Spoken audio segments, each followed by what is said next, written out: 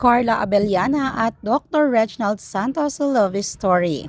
Ayon nga sa mga caption ngayon, after 25 years, they meet again and got married. Narito ang ilang bahagi ng kanilang love story. Nagkaibigan sila noong high school years nila sa OB Montessori Center sa Green Hills na nagbabahagi ng isang bata at inosenteng pag-iibigan na nag-iwan ng pangmatagalang marka sa kanilang buhay pareho. Pagkatapos nga ng graduation, unti-unting naghiwalay ang kanilang mga landas. Nagtapos si Carla Abellana ng degree sa psychology. Nagtapos ng kanyang pag-aaral bago pumasok sa show business.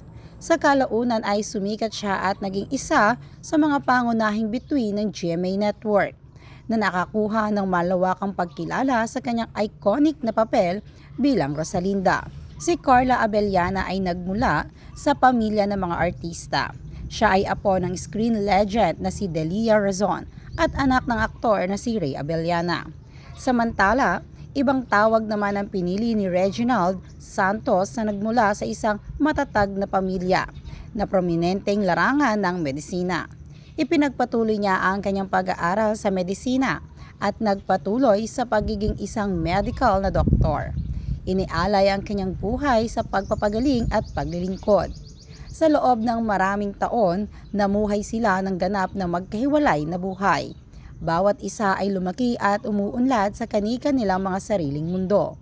Noong 2022, dumating ang isang malaking pagbabago ng ipawalang bisa na ng simbahan, ang kasal ni Carla kay Tom Rodriguez. Kasabay nito, single din si Santos. Walang kamalay-malay na tahimik na palang nag-uugnay ang kanilang mga tadhana at landas. Matapos muling magkaroon ng komunikasyon at matuklasan ng pag-ibig na minsan nilang ibinahagi, naging mas matatag, mas malalim at mas mature ang kanilang pagsasama. Pagkaraan ng 3 taon, tinatakan na nila ang kanilang paglalakbay sa pamamagitan ng pagpapakasal sa isang simbahan. Isang makapangyarihang paalala na tunay na pag-ibig ay maaaring magtiis ng oras, distansya at pagbabago.